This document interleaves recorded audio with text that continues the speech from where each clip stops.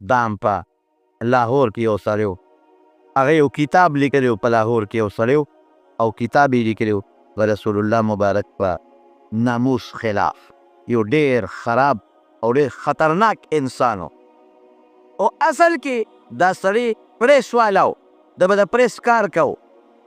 هندو راجپال نوم یې و او د پیغمبر علیه السلام په حتی کې او د پیغمبر په بېعزتۍ کې کتاب ولیک او هغه څه پکې سپیرو وی دی راجپال چې هغه د ما په خوله هم نه راځي. داسې زبردست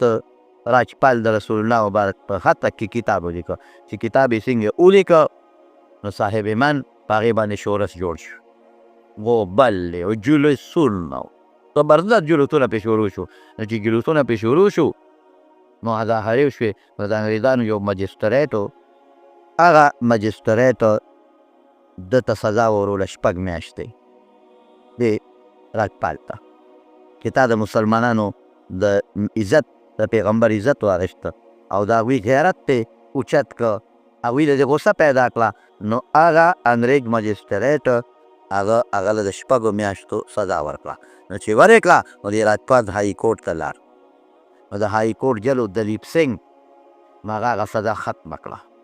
چې سزا یې ختمه کړه نو دې کې مسلمانانو او حکومت د انګریز دی، دې کې مسلمانانو جلسې او جلوسونه مظاهرې شروع کړې.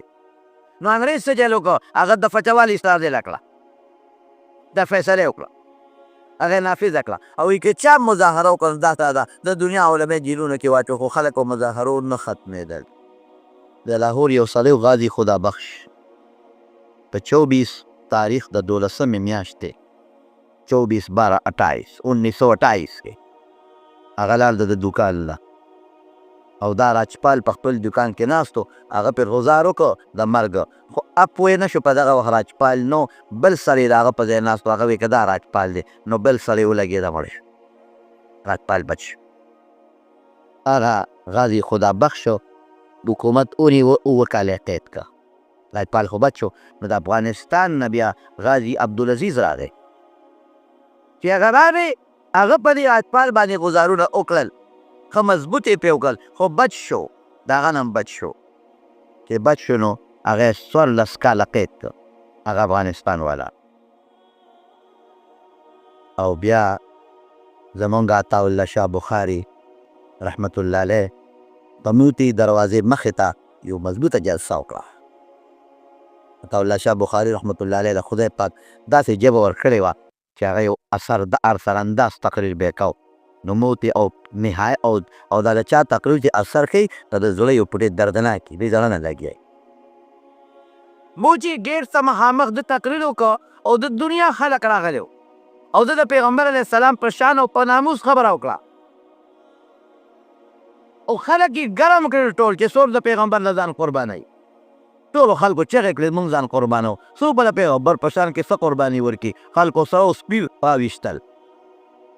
ښځې پکې ناستې وې، ښځو د غوږونو نه والې یې ویستلې او بنګلې ویستل او راویې وی دا زموږ د پیغمبر د ناموس ته قربان. تر دې حده پورې چې سټیج د خپلو ښځو ماشومان د اورنۍ او د غېږې بچي راویشتل، راویې غورځول، وایي زمونږ خو دا بچو باندې د پیغمبر د ناموس د عزت فیصله کېږي نو دا هم قربان.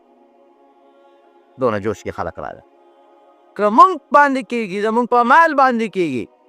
او زمونږ د ماشومانو بچو باندې د پیغمبر د عزت دا کم اوچت شوی دا واپس کېږي نو دا مونږ بچي هم قربان. نو په دې مجلس کې یو هلک و عباس د ترکانو زوی و، خان د ترکان پیدا شوی په لاهور کې و او پلاران یې ترکانان د فرنیچر کار به یې کو. نو د هغې ورور او د پلاران د چل جوړ کو. بیا رالل کوهاټ ته، بیا په بنو کې د دې هلک او د پلار دوکان و د فرنیچر د هغه ځای نه تللی دی او چې دا تقریر یې اورېدلی دی د عطاالله شاه بخاري رحمت الله علیه دې د ترکانو زوی نوم یې و غازي علم الدین رحمت الله علیه.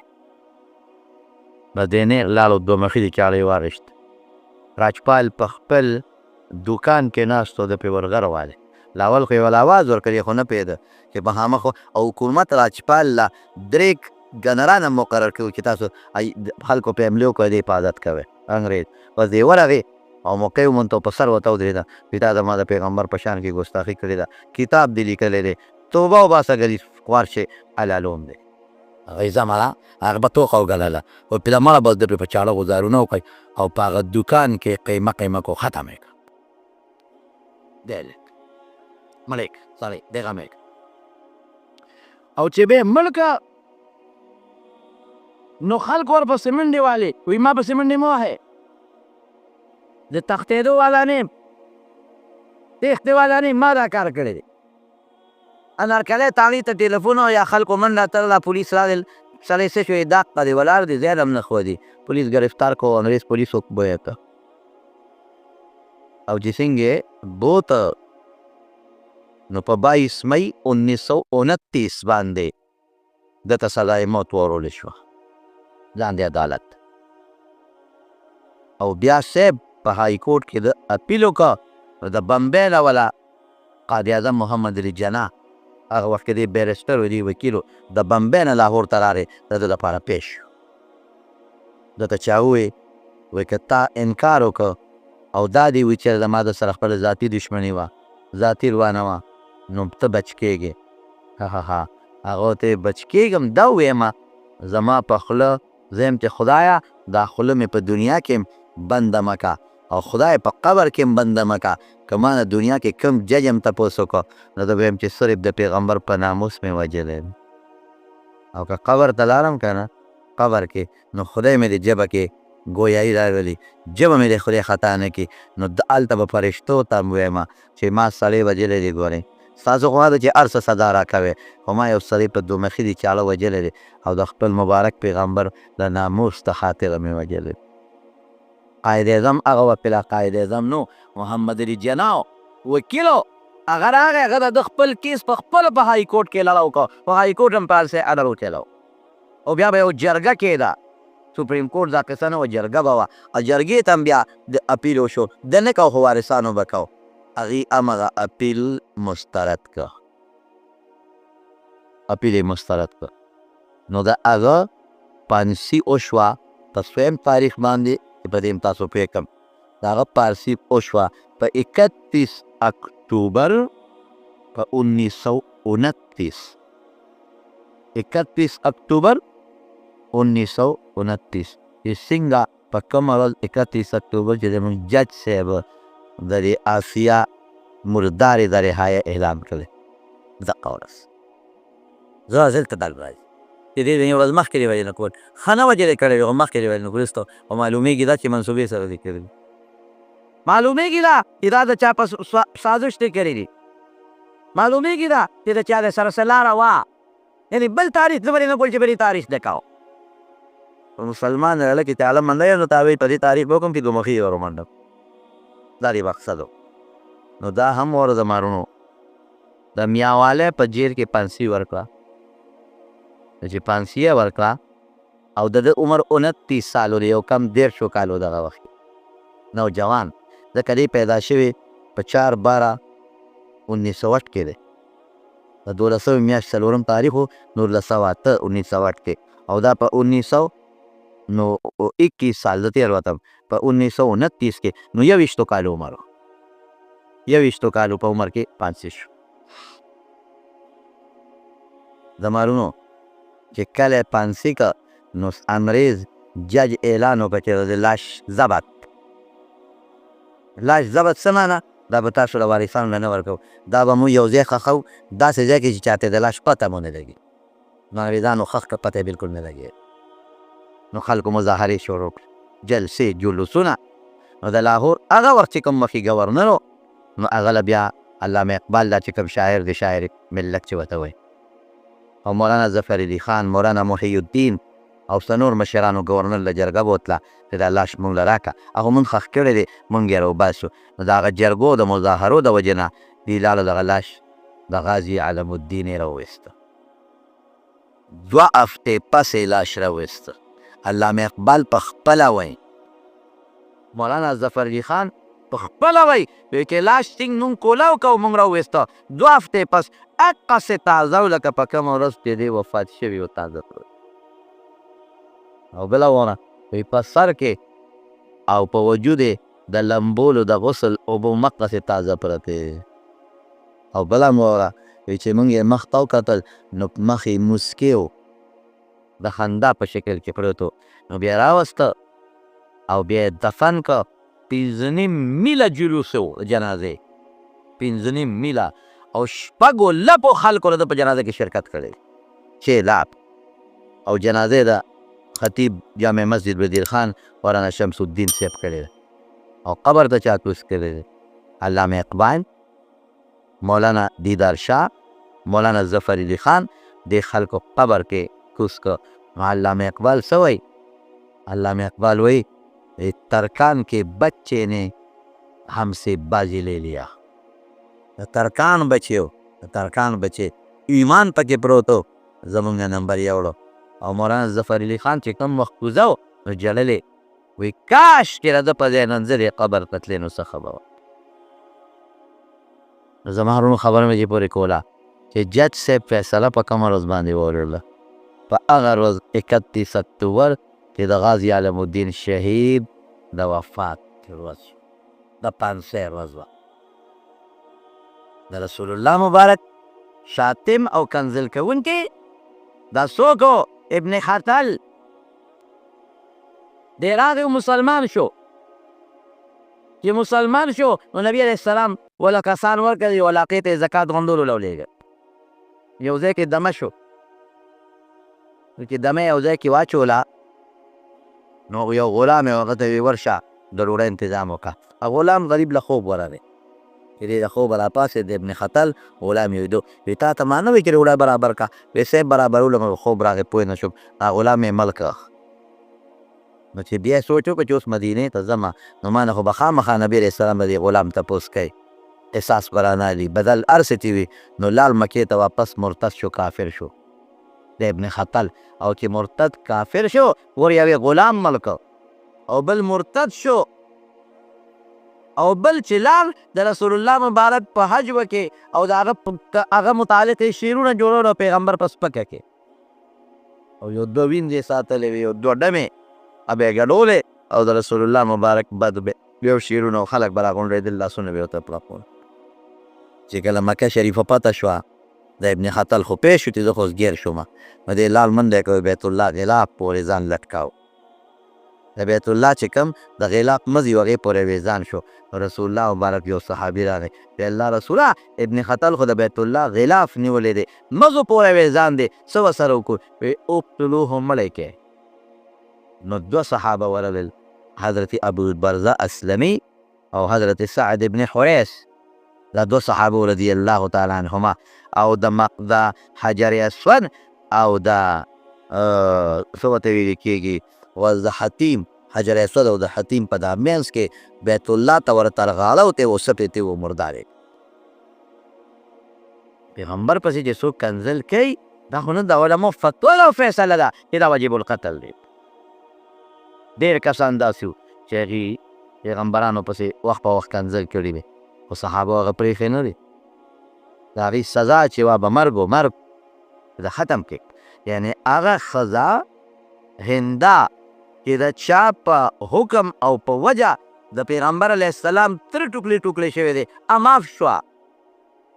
هغه ابو جهل چې د پیغمبر مضبوط دشمن و، د هغوی زوی اکرمه معاف شو. هغه انسان چې رسول الله مبارک ته ټوکلې ټوکلې کړی دی هغه معاف شو، لیکن ابن خطل معاف نه شو. د بیت الله خوا کې معاف نه شو. د مارونو ولې معاف نه شو؟ ځکه د پیغمبر بد به وي، شعرونه به وي او خلک به یې خندول او د رسول الله مبارک حج او بېعزتي به یې کوله. دا د پیغمبر بېعزتي او دا ښځه څوک ته دا چې دوی ولې عزت ورکړه او باعزت طور پر بري کړه، دا ښځه څوک ده د مارونو؟ دا چوړی ده، د چوړي یور ده، یو مزدورکاره دیالیماره جینۍ ده. نورو ملګرو ورته یو اوبه راوړه او دی ویې نه راوړم. هغې ورسره ټوکې وکړې وایي زه ستا د لاسو به مونځ کوي، ته عیسایان یې. نو ته مو وایه که نه چې زه هم دله نه راوړم، تاسو مسلمانان یې. نو بس دا په کنځلو شو، اسلام پسې او دین پسې، شریعت پسې او پیغمبر پسې. خلکو پیش کړه نو د جرګې په مخ کې اعلان وکړه دا ما کړي دي او تبعیض ته وربرې کړه جج صاحب. او خفه کېږې ما د حکومت نه هم ګیله کوم، حکومت نه دا ګیله ده چې د حکومت وزیر اعظم صاحب تعال هم نو په کار کې د شپې تقریر کې او خلکو ته دمکې ورکړې. نو په کار داسې چا جولیس وکړو چا جلسه وکړه زه به دا چل وکړم او زه به دا چل وکړم زه به دا وکړم او پردي لارې مه بندوې او دا تاوان دی او پردی کوڅې مه بندوې او دا تاوان دی. تا پرون نه بندول شو، تا پرون اسلام آباد نه بند کړی شي، تا پرون نه وی چې نن به پلانکي تاریخ په لاهور بندوم، په پلانکي به کراچۍ بندوم، په پلانکي به دغه بندومه فیصل آباد بندوم. تا ډېرې کړې او د پارلیمنټ هاوس باندې حمله نه وکړې، تا په ډي چوک کې جلسه نه وکړې، د دنیا لپاره کړې وه. نو که دین لپاره څوک راوځي نو دا ستا بچي دي، ته وزیر اعظم یې، ته ووایه چې زما بچي یې ستاسو جذبات ورکت شوي دي او په دې به مونږ د نظرثانۍ اپیل کوو. دا ووایه او اټارني جنرال ته دې ووایه چې د نظرثانۍ اپیل پرې داخل کړي. نو ته دا ووایه د خدای بنده یو خبره ذهن کې زما پر اثر او تاسو ته یې زه مخکې کومه چې مونږ خلک پارټي هم وروسته ده او پیغمبر هم مخکې دی. پارټي وروسته ده او پیغمبر د خلکو دا خیال دی چې مونږ ورته څه وایو نو ابه کوي. نه نه نه نه نه نه بذات خود کې مولانا فضل الرحمن صاحبي او د دین او د شریعت خلاف خبره ماته وکړي قسم په خدای کې ومنه. بذات خود یو نیشنل پارټۍ والا دی، هغه په خپل پارټي لیډر د دین او د اسلام خلاف خبره وکړي یقین نه دی کې ومني. تحریک انصاف والا دی او که جماعت اسلامي والا دی او که جمعیت والا دی او که پیپل پارټۍ والا دی او که بل دی او که نیشنل پارټۍ والا، دا ټول یو لیډر پسې روان دي په دنیا کې. خو که لیډر یې د پیغمبر خلاف خبره وکړه قسم دی کې یو ورپسې لاړ شي. بنس دا خو د دنیا پارټۍ نو څوک یو پسې څوک بل پسې او څوک بل پسې د پیغمبر مقابله کې چې چا لیډر واخلي دا د اسلام نه خارج دی، ته خو تباه دی، ته خو غرق دی. یو زمانه کې یو کافر عیسائی او ګستاخ رسولو د پیغمبر مبارک په شان کې ګستاخي کړې وه. هغه کافر ګستاخ رسول په حق کې حافظ ابن تیمیه رحمه الله په 600 صفحو کې کتاب ولیکه، 600 صفحې، او په هغې کې د قرآن ایتونه، په هغې کې احادیث، په هغې کې د صحابه اقوال او د صحابه فیصلې، د خلفای راشدین او اقوال او د هغې فیصلې، او په هغې کې د صحابه اقوال او د هغې فیصلې، اجماع، تعامل د امت ورته وایي. په 600 صفحو کې هغه دا ثابته کړې ده چې که پیغمبر ته څوک کنځل وکړي، سپکه ووایي، که مسلمان دی که کافر دی، د هغه سزا مرګ. د هغې کتاب لیکلی دی او د کتاب نوم یې دی الصارم المسلول علی شاتم الرسول. زمانو پیغمبر ډېر لوی شان لري. پیغمبر زمونږ او د خدای په منځ کې یو واسطه او ذریعه ده. لکه یو سړی د جاس په ذریعه باندې رسېږي، سعودي ته جاس ته ذریعه شوه، نشي رسېدی بې د هغه نه. یا د کشتۍ په ذریعه ته رسېږي، د یو طرف نه بل طرف ته نشي رسېدی بې کشتۍ. دقه رنګې مونږ الله ته بې پیغمبره نشو رسېدی. زمونږ او د خدای په منځ کې پیغمبر وسیله ده او واسطه ده. پیغمبر الله سره هم ډایرکټ دی، مونږ سره هم ډایرکټ دی. نو پیغمبر د خدای نه احکامات رالی او امت لی ورکوي. پیغمبر نه بغیر ته خدای ته رسېدی نشي. او پیغمبر ته کنځل دا ټول امت ته کنځل دی. دا خو ثابته خبره ده چې څوک هم پیغمبر ته کنځل وکړي دی په توبه هم نه مسلمانېږي، دا زندیق دی. ډېر خلک دا وایي لکه توبه وباسي، توبه وباسي. اسلام کو پارلیمنټ کې پرون یو ممبر دا خبره کړې ده، توبه وباسي. دا له توبې خبرې، دین نه خبرې، دا له توبې خبرې نه دي. دلته به یو سړی راځي او د پیغمبر په شان به ګستاخي کو، سبا وایي زما توبه را ما غلطي کړې. بل به راځي به کتاب لیکي په پیغمبر باندې، په خلکو کې به مشهور کړي، بیا به یار ما نه غلطي توبه دا کتاب ما نور نه چاپ کوم. خود خو چاپ کړه، خو د سر ور په خولې کې دنیا ته ولاقو. بل به راځي او په لوډ سپیکر او په موبایل باندې به لګیایي او میسیجونه به خواره کړي او پیغمبر په شان کې به ګستاخي وکړي او چې زور ولا ورکړي بیا به دې وایي زما توبه ده. نو هغه چې د څه خواره کړي به څوک راټینګ دی. او ډېره اسانه خبره، مور باندې خو ته ټوپک را دی چې مور ته څوک کنځل وکړي. د ښځې سپکه دی څوک ووایي،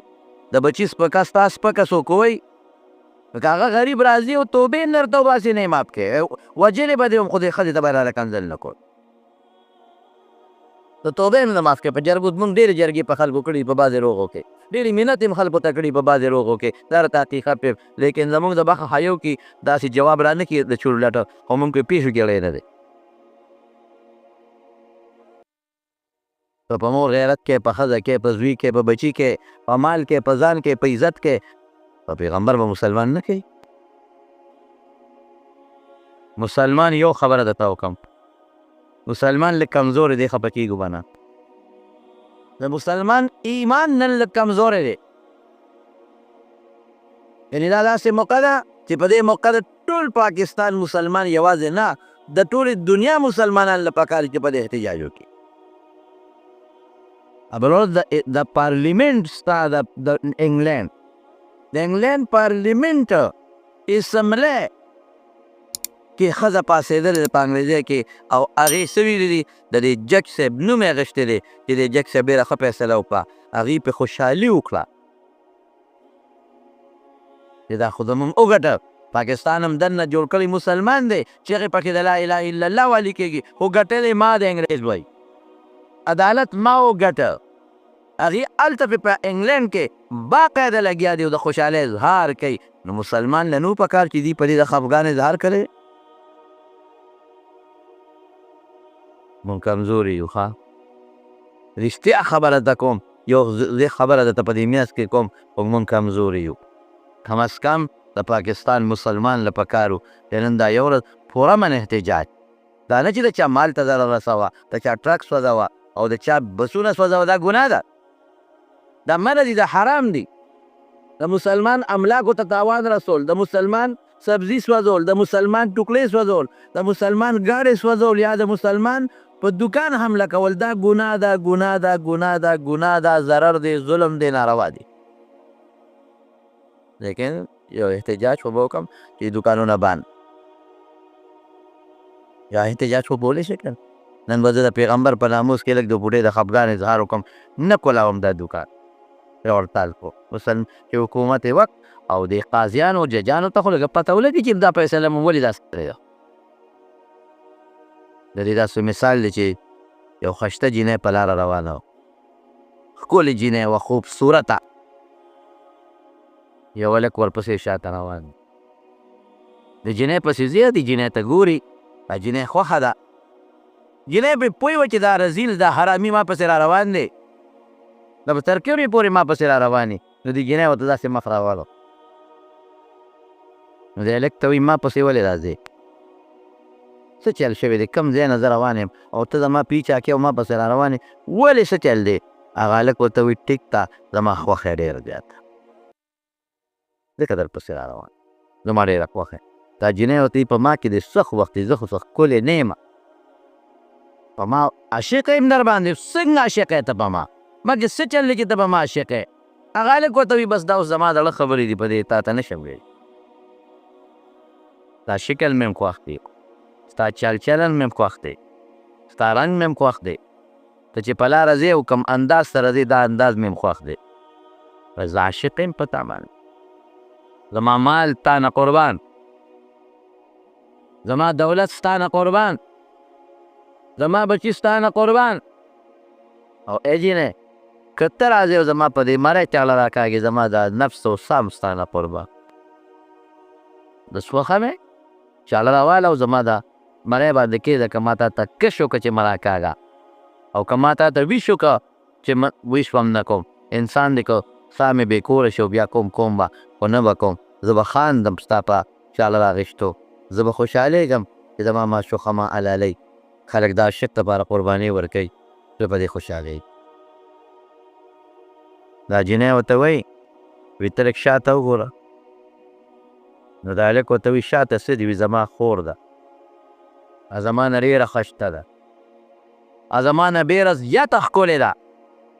د هغې ادا، د هغې لهجه، د هغې چال چلن زما نه ډېر ښکلی دی، شاته وګوره، که هغه دې ولید ما به پرېږدې او هغې پسې به روان شې، ډېره زیاته ښایسته ده. چې دی ورته وایي دی لږ سټ مخکې و شاته واړو، جینۍ ته ګوري، خو چې سټ شاته یې واړو ګوري، صحیح کوي چې جینۍ کوم ځای ده او کوم ځای را روانه ده. نو دې جینۍ سینډل ویس کېړی، څوکې والا کېړی په خپه وی، او دا هلک یې ښه مضبوط یو څو وواهه، سم یې وشړقاو. دا نه پته وي ولې دې ووالم، ولې دې وډبولم، تا خو ما ته وایي شاته خور ده، ما خو څو نه لیدل، ولې دې ووالم؟ هغه هلک ورته په جواب کې څه وایي؟ وایي د سپي زویه. اجینه یې ورته څه وایي؟ وایي کتے کې بچې د سپي زویه. ای د سپي زویه، ای دروغجنه، ای کنجره،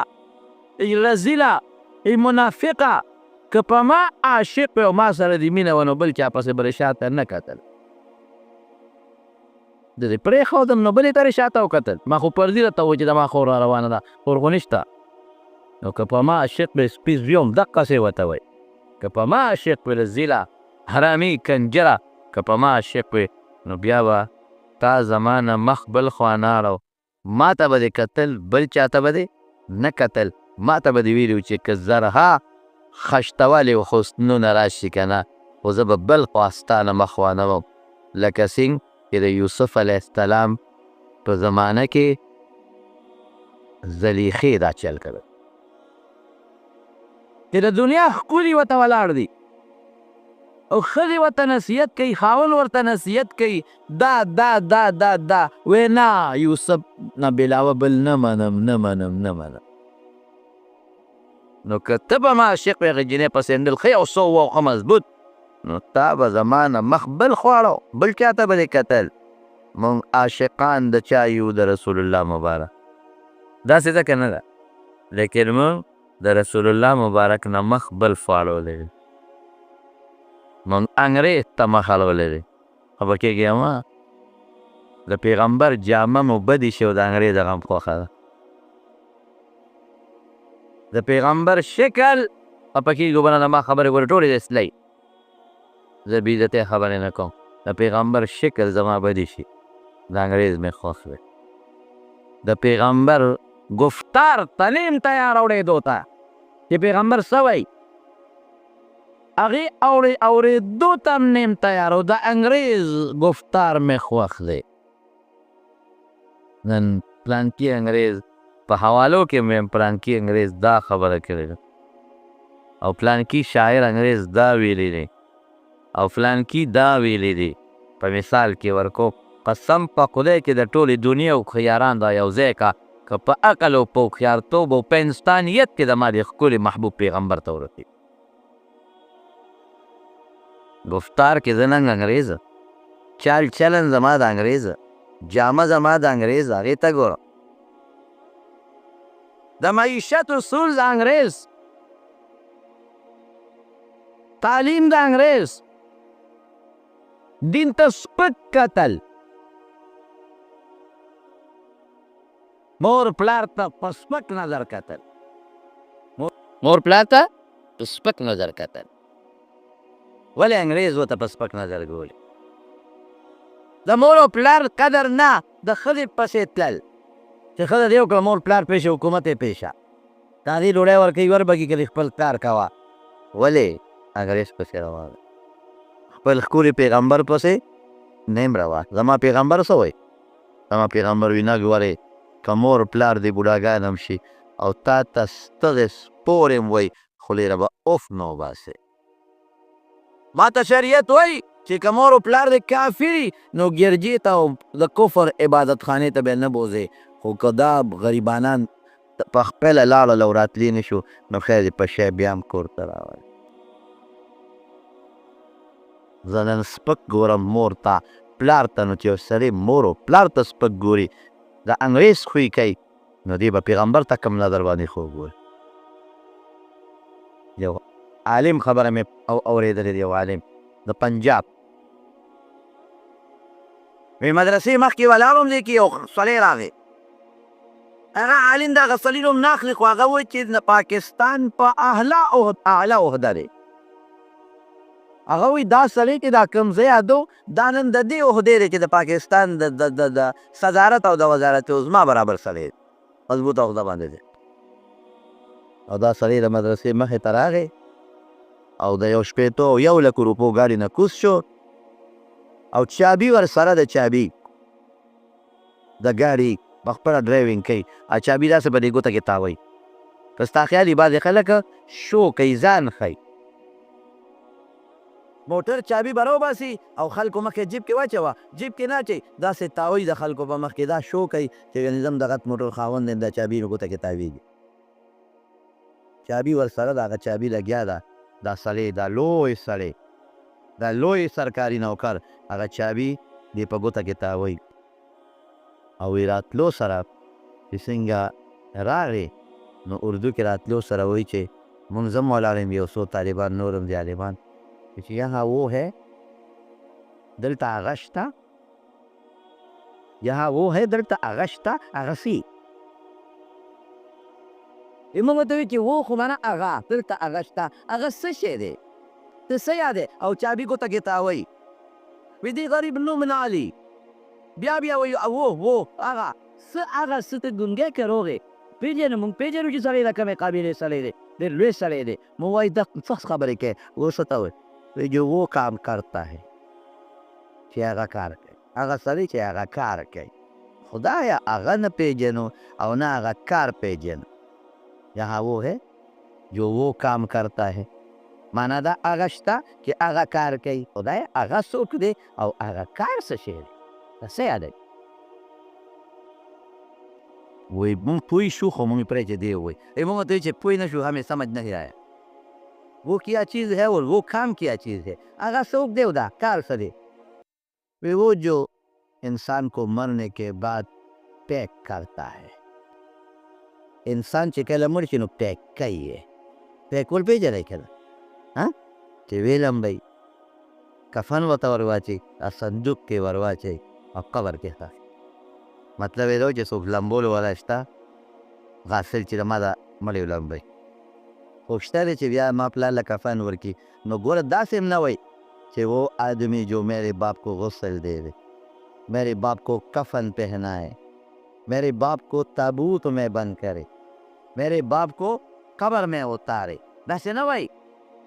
پوهېږي نه په دې په غسل پوهېږي نه چې مړي له بله غسل هم څوک ورکوي پوهېږي په دې نه چې مړي له بله کفن هم څوک ورکوي کفن هغه څه وایي هغه داسې تعبیر کوي لکه یو سړی په دوکان کې سودا والي دا راله پیک کا چې کور ته یوسه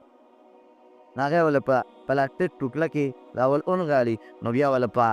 د ګتې په دغه کې واچوي په کاټن کې نو پلاستیک پې بند کړي نو دله وي دا کور ته وړه نو د هغه دا خیال دی نه غسل غریب پېژني न कफन पेजनी न जनाजा पेजनी न वही वो माना ये है कि आदमी जब मर जाए तो उसको पैक करता है ये सड़ी मर जाएगा पैक की वही मुख पे पेशू कि दा आगा सड़ी वाली तो मैं बताऊँ कि वाले सोप मरे शिविरी वही जमा प्लार में मरते یو سړی په کار دی چې هغه د ما پلار پیک کي ها او قبر ته ورکوز کي بس خو پوه شوم چې مطلب یې دا دی چې د ما د پلار غسل وکړي کفن ورکړي تابوت کې بند کړي او ښخ یې کړي دا سړی شته که نه خو ګوره دی دومره غمجن هم نه دی دومره فکرمن هم نه دی چې دی د پلار پسې خفه شي هغه چابي په ګوته کې تاوی مطلب دا دی چې دا پلار مې مړ دی دا پیک کړي او قبر دی ورسوي چې مې ترې خلاص کړي تاسو هم تپوس کوم چې د خدای لپاره به خبره کوو د مولا خبره پرېږدوه د خدای لپاره به خبره کوو دا زمونږ طریقه ده او که دا د انګریز طریقه ده وایي انګریزانو کې چې مړي وشي اکثر ته زوی نه خبر حکومت یې والا پیک کي حکومت یې والا په کپړه کې اونغاړي څادر کې داسې اونغاړي ما لیدلي دي دا بعضې مړي هغه اونغاړي په څادر کې پلاستیک دې تاو کړي لکه څنګه چې یو شی تنغاړی او ته د هغې د کفن تاو کړي سپین تیل یې تاو کړي او پلاستیک دې ګیر چاپېره تاو کړي او بند په بند دې وګنډې زه به بشیر جان سره دقه چل کو داسې نه پرېږدم دې به د چا پلار قبر کې یوسي دا چل به د سره کوم کفن به دې تاومه او سر او پې به پکې یو شان پټومه او پلاستیک رول به رالم هغه سپین هغه به ترې غونډ مونډ تاوم چې قبر کې که یو لته وه ټول مړي به غرق کړي او که یو لته په قبر کې وواله که نه له حد محل او طبع مبع به هر څه غرق کړي وي خدای دې بشیر جان ډېر خوشحاله کړي الله دې ورله ډېر برکتونه ورکړي موږ سره ګپ ولګوو خوشحاله شو ورسره دی هم داسې ډېر ښه سړی نه دی دی هم چې موږ ځان له ګیر کړي که نه هغه څه وایي چې موږ برابروي بیا زور رانه وباسي مطلب یې دا دی د انګریزانو هغه چل چې مړی بس کفن ته تاو کړي کفن سیغ سپینه ټوکړه ته تاو کړي او پلاستیک ته تاو کړي بس پیک شو لکه چاته چې څوک تحفه لیږي او بس بیا صندوق کې واچي او لاندې ښخ کړي یو انسان چې پلار سره دا چل کوي او هغه انسان چې هغه د پاکستان د وزارت عظما قابل سړی دی، د پلار په مرګ نه پوهېږي، د پلار په کفن نه پوهېږي، د پلار په غسل نه پوهېږي، د پلار په خښولو نه پوهېږي، د پلار په جنازه نه پوهېږي او پلار یې مړ دی او په ګوته کې چابیانې تاووي. خوشحالي ده چې دا څوک راله پیک کړي او قبر ته یې زر ور وغورځوي چې د غم نه خو په مرګ خلاص شم که نه. دا د انګرېزانو سوچ. موږ ورته وایو چې بلکل شته، دا سړی شته. ځه چې ځو وایي ځان سره هم طالبان واخېستل او کفن هم لار کې په دوکان کې په خپلو طالبانو په پیسو واخېسته او ورلو او د پلار مړو په کور کې دننه او عجیبه منظر و ښه چې پلار یې مونږ ورلو وکته نو لاسونه یې د کټ نه یو خوا بل خوا کې داسې لاسونه یې خوارو ښي ګس طرف ته، یو خپه یې خواره وه بله راغونډه وه او سترګې یې غړې وې سترګې او داسې دا مخ اوچت نیولې او خولې وازه وه، خولې وازه ده، لاس یو خوا بل خوا خپه یو راغونډه یو غځېدلې، سترګې بقې بقې دي او داسې اسمان طرف ته مخ دی او خولې وازه ده. خدای ده سره څوک ځکه مړې خو چې مړ شي نو زر وله دا وارثان سترګې پټې کړي، په سترګو وله ګوتې کښېږدي. دا قانون دی، په سترګو وله زر ګوتې ږدې چې دا سترګې وازې پاتې نه شي او زنه وله زر په سپینه ټوکړه یا په خړه ټوکړه وتړي چې خولې وازه نه شي. لاسونه وله زر سم کړي، خپې وله سمې کړي، دې وخت کې ګرمې او د خپو دا ګوتې وله وتړي چې هسې نه دا خپې کږې وږې پاتې نه شي. خلک به خاندي څه به کوم ورسره. نو مړې دغې وخت کې ګرمې خلک یې برابر کړي، خو چې ګنټه دوه درې پرې تېرې شي نو مړې دومره کلک شي چې بیا څوک لاس تشي خوځولی نه، څوک پخ خوځولی شي. دومره کلک شوي چې لاسونه یې خواره وارو، خولې کولاو ده او سترګې غلې دي او مخ یې څټی کوږ دی او یو خپه راغونډه او بله ارته. د بابا سره وسو دا خو ځان له مصیبت دی. دا خو که مدرسې ته یوړو ټول طالبان به تیارېږي.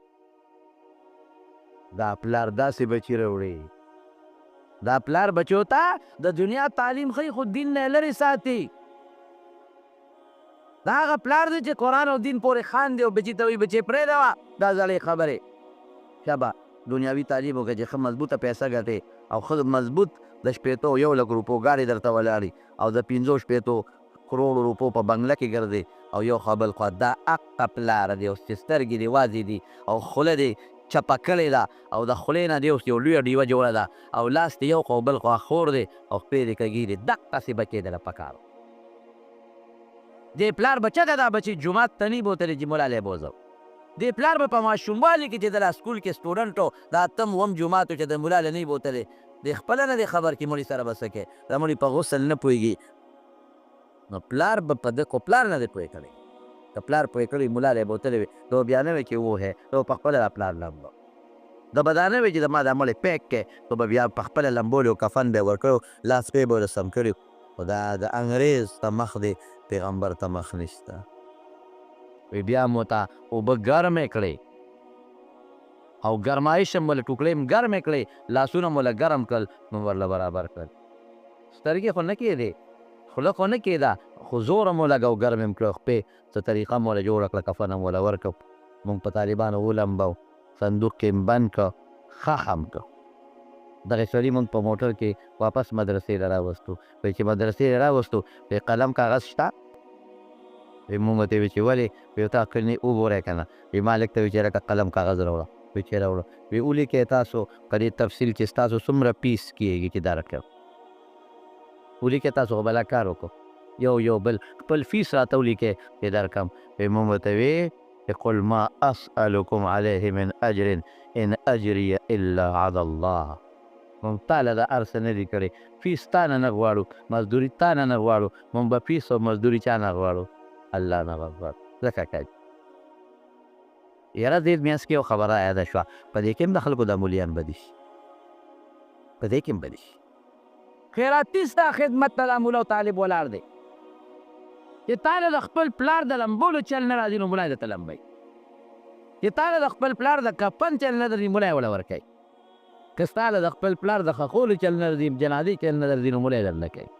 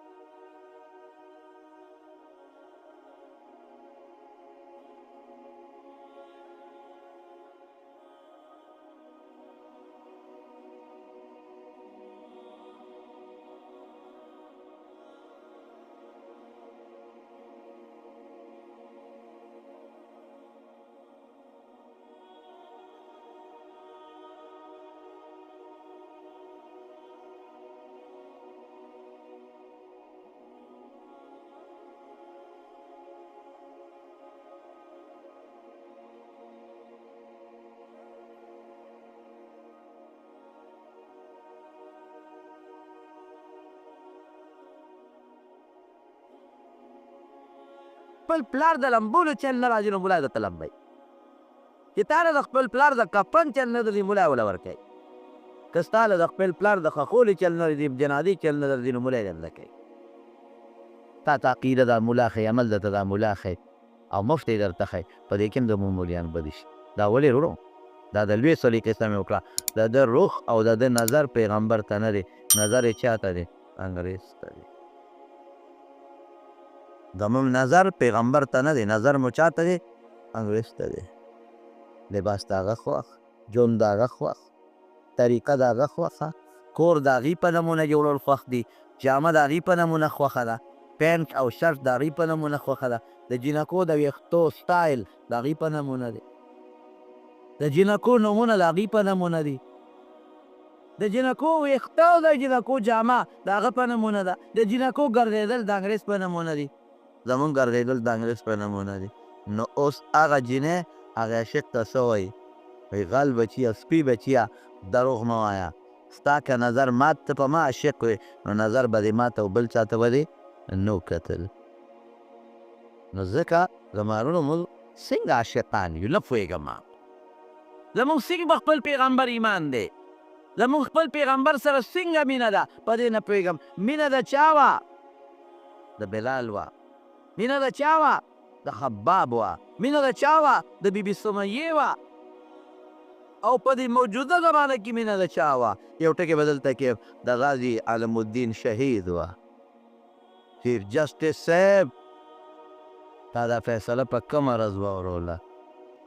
چیف جسټس صاحب ډېره انتهایي مسلمان لري په سترګو کې ډکې ومنډل مسلمان لري په زړه کې ډکې ومنډه فیصله دې په هغه لس پنځلس شل ورځې مخکې دې فیصله محفوظ کړې ده په کومه ورځ دې واوروله په 31 اکتوبر د پیغمبر د ناموس یو قربانۍ والا غازي انګریزانو پانسي کړی د غازي علم الدین شهید د پانسۍ په ورځ د فیصله واوروله زه په حج کې یم او د لوی اختر ورځ یې صدام حسین یې پانسي کړ په بله ورځ یې هم پانسي کولی شي لیکن امریکې او د هغې پیټ ټوګانو ججانو د لوی اختر ورځ غوره کړه چې ورکې د مسلمان د قربانۍ او د عبادت ورځ ده په نن ورځ به مسلمان غویان او ګډان او چیرې حلالوي او په نن ورځ مسلمان په مکه شریفه په مینا کې په لکونو څاروي حلالوي نو په دا ورځ ورته دا صدام حسین حلالو بله ورځ هم وکړه جج صاحب انتهایی غلطه دی کړې ده دا فیصله دې په داسې ورځ وروله چې موږ دې په سترګو ګوتې راوموندلې غازي علم الدین شهید نبی کریم صلی اللہ علیہ وسلم فرمائی یو حدیث دی سلاسون درے کسان دی لا یکلمهم اللہ ولا یزکیہم یوم القیامہ درے کسان دی خدای با سر دا قیامت پر درحم خبری نکے غور خدا درے کسان دی لا یکلم اللہ یوم القیامہ قیامت پر با اللہ دا فضل و دا کرم و دا رحم خبری نکے التا خلق رحم دا محتاج دی ولا یزکیہم یوم القیامہ قیامت پر با خدای دا گناہ پاک نکی درے کسان سوک دی یو شیخ زانن کہ دی بڑا دے بیام دینا کئی زوان لام گناہ زوان لام دانا چی زیرا جائز دا اغلام گناہ دا خوچی بڑا شوی ظالمہ نتول زینا کے دسترگو کئی سوک پھر اندام نشی کولے بڑاگان دسترگو زینا کئی دا غوک زینا کئی دا جب زینا کئی تو بڑای بس کنا خدای تا ہوا بس زوانی کرے ار سوک لکنا زوارے کرے خپلا زوانی غر ککلا دا اللہ عبادت تے انہوں کا نیک بخت ہو خجمات تا خجر تصویر آوالے کنا بس سکینا سکینو چاہ لگٹے بس اس دے بچی دال لگٹی بس لونا دے وعدہ کڑی دے اگا خزمانے پیشا اگا پیشا زامنو دے ودونا کڑی دال لگٹی لگٹی اقبل کار بکے وہ خیجر جمعات تا صلی اللہ آیات کا تصویر آوالا ذکر ہو کا بس کو اجرہ دے اس پریدہ اوسا پا اوسا تا پا اجرہ کے ناستے او دو بالغ ترتا سر تا پراتری او دری تا لنگی تا پراتری او پخپلو نوکرانو هم سایگان اوسم ظلمونا کے خود ظلمونا مکاو بستے سباب لو قبر تراوان اس نے خدای تا مخکن ایک بختا بلو اس قبر دراوان اس پریرہ ودار سو دا ارض دی پریرہ گورے کفال جو والے قسم پا خدای کا دی بچو دل وجود پاک کو ډیر غټ غټ خلک مې ولیدل نوم د تنالم ډیر غټ غټ خلک نوم د تنالم چې کله داسې بیماری اوال چې هغه بېهوشه پراته دي قسم په خدای قسم مې ته جومات کې وخوړو چې د هغوی اندامونه د موتیازو نه بیا نرسانو او نوکرانو پاک کړي بچو او نوسو ولا ګوتې هم نه دي ورکړي هسې نومونه راباندې مه اخلئ بده خبره سپکه خبره ده مسلمان به پردا چې مسلمان بېعزتي به نه کوي اسپیټال کې پروت وي دا کور ته بوځه نه پیسې ورکوي نرسانو له تاسو خدمت کوئ هغه د اسپیټال عمله غریبانان هغوی به چا څه کوي هغوی ول اندامونه پاکوي او کور کې ولا بیا نوکره ساتلي راشه دا مور خدمت مې کوه خپله لور خپل انګوره به ته نه نږدې کېږي او هغې بابا له مزدور ساتلي راشه د صفایي کوه مزدور وله صفایي کوي خپل زوی به ورته نږدې کېږي بس ته کنه دونه دې دغه بچو لو ګټله نور قبلې ته مخ کنه وخت تسبیح لاس کې والا قران دا والا ذکر وکړه الله تعالی ځان نږدې کا شیخ زان نو یې بوډا او بیا هم زنا کې او زنا یوازې د اندام نه ده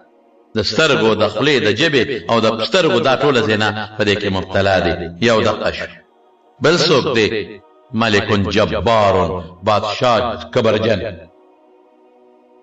بادشاہ تو بادشاہ سره کبر ولې کې ته خلکو بادشاہ مقرر کړی جزي پیدا ده عاجز کړي د خلکو خوښ دعا ده ته بادشاہ جزي ځان کې پیدا کا کبر مکه ولوی مکوا د فارس د علاقین استاذ رال د حضرت عمر فاروق رضی الله عنه قال حضرت عمر فاروق امیر المؤمنین او دا سه بادشاہ چې فارس او دا چې د مدینه کې علاقیده نو فارس په سره د علاقیده خلک دومره یری دبا وته خلک اچراغ لغوي چې دا په لوی محل کې پروت دي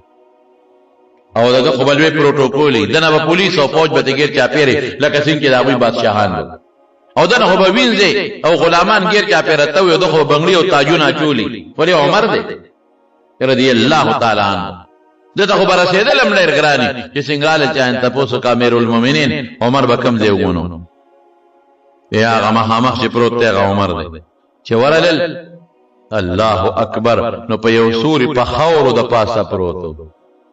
په خاورو پروت اوهو مون خو چې ته امیر المؤمنین عمر وی د مسلمانانو خادم عمر مو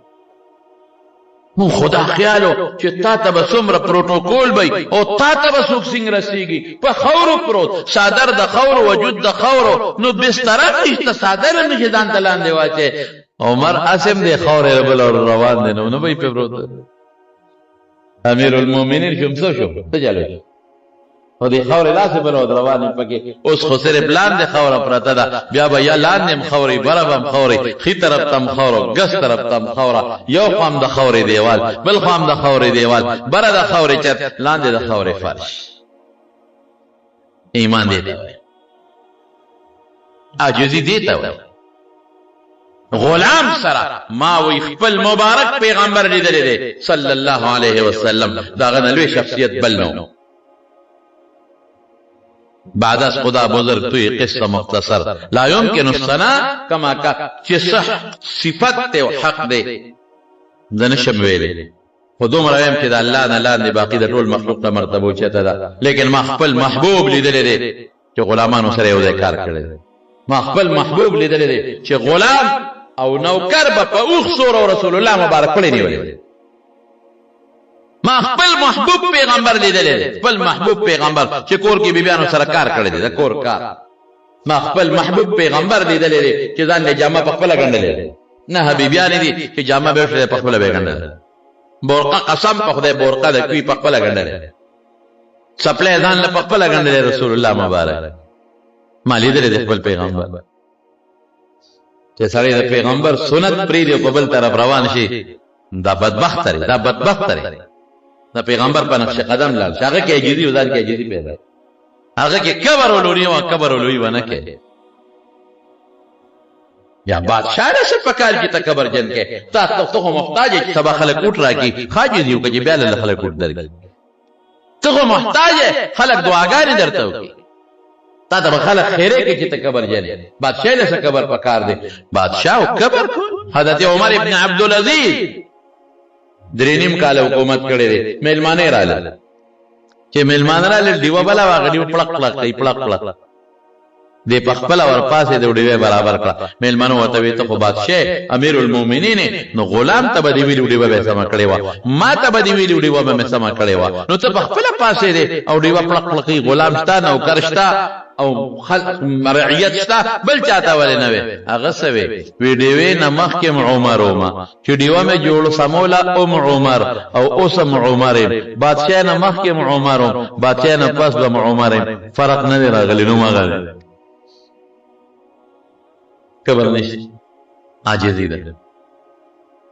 دیو جن حضرت عمر فاروق رضی الله عنه مینا سره روان دي لوی لخر دی وسره لوی وزیران دی وسره څومره لوی شخصیت عمر چې رسول الله مبارک یو ځل نسو زل د جنت خوشخبری ورکړی ده یو ځل نسو زل د جنت خوشخبری ورکړی ده حضرت عمر فاروق رضی الله عنه یو ځل نسو زل هغه عمر چې رسول الله مبارک داغه په حق فرمایلی دي کما نه پس پیغمبر به عمر باو او انه لا نبی بعد ما نه پس بنره کوي عمر هغه عمر فاروق او حضرت ابوبکر صدیق چې ودل رسول الله مبارک جمعه تنه نه ودی د مسجد نبوي ته نو خي طرف ته ابوبکر دی او ګس طرف ته عمر یو لاس کې ابوبکر ونیو رضی الله تعالی عنه بل لاس کې عمر ونیو رضی الله تعالی عنه او دا شکل صحابه ته مخکړي وی ها کذا نبعث یوم القیامت وی قیامت پر ورځ به موږ د قبرونو دقه سپاسو هغه شخصیت رسول الله مبارک د جنت د کور او د محل خوش خبری مور کړی دا عمر استا محل مولید لکه میراله چې د وردن نشم او عمر استا غیرت را مخ کې جواسه نه غوسه در نشي ما محل تبه د ما اجازه نه ولې نه وته ناغه په جلا شو د خوشاله نه ابکا غار یا رسول الله رسول ما په پتا غیرت دنه وته خو فخر د ما لپاره خوشالي و ما لپاره لیکن هغه عمر فاروق رضی الله عنه هغه عمر حضرت حذیفه ابن الیمان صاحب السر رسول الله مبارک رازدار دی ډیر رازونه دي ورسره د پیغمبر مبارک حذیفه یو تاسو ته کوم تاسو سره خود حضور پاک مبارک ډیر رازونه پراته دي کنه وی او ډیر وی منافقین درته خولي وی او بالکل امیر المؤمنین لکه ملش پروت د منافقین ماته خولي پلان کې منافق فلان کې د پلان کې زوی منافق فلان کې د فلان کې زوی منافق فلان کې د فلان کې زوی منافق ټول راته خو دي وګوره امیر المؤمنین که غواړي نشه عادت خولي نشم خولي دا ما سره د حضور پاک راز دی راز د طالبانو ته وایم زه ورته وایم هغه مو یریده که ورته مې وکول چې دا منافقین نه خو بهادر انسان دی اوس به توروالی ټول بټه ګوزتريږي زه وایم امیر المؤمنین نشم خولی دا ما سره د حضور پاک راز دی راز دا نشم خولی حضرت عمر وجړل ورته وی نه حذیفه ما ته مخایا دا منافقین د پیغمبر مبارک راز دی خو ته د منافقینو په دې لیست باندې یو نظر ور واچو چې د عمر نوم پکې شته که پکې نشته دومره د خدای یاره په غالب دومره لکه عجیزی پرتره او د مینا په میدان کې روان دی د دنیا خلق ور سره دي صحابه او قومن جرنیلان د فوج او د پولیس مشران او وزیران او مشیران او یو غونډه ته او خد او دغه گریوانی ونی و دغه سي دا گریوان دیونی وداس او خلقو ته مخکړي او سوي خلقو ته داسې خلقو متوجه شه او داس گریوانی ځانونی و او چې گریوانی سنگ اونی وکنه دا خبر اوره نو سوي اے عمر یاد دي شي خلک حیران دي چې دې سوي عمر یاد دي شي دلته بریو خان سره دلته سپلای بده نه جامې بده نه وشلیدلې به او دو خانو چې به مې دلته وسرول د شپې به مې کور ته بوتل نو پلار براتوي خطاب ای عمره تا نه بس جوړيږي خلک سارو خان بودي ما خامه ماړه راولي ته اوګي بودي اوګي راولي عمر د خانو د چلولو سره په چلم نه پويږي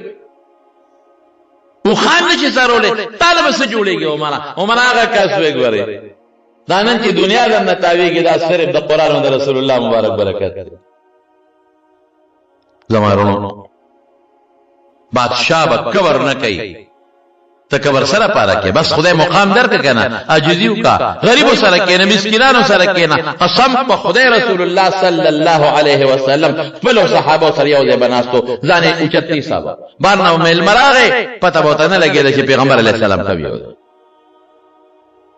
نو یو څوک شو شیخ ځانن چې دی لا بوډا دی بیا نه کوي، او بل ملکون یو بادشاہ جبار چې بیا کبر جن کوي، او دریم څوک دی فقیر مختال، آها چې دی غریب دی بیا کبر کوي. مالدار دم کبر ګناه ده، زما خوشته کنه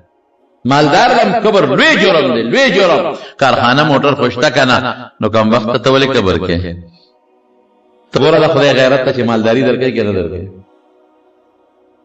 خدای په دې فقرم خوشاله، شکر دې پستر کو جوړې، خدای په دې فقرم خوشاله، ابل کا خان دې په لاس خوشاله.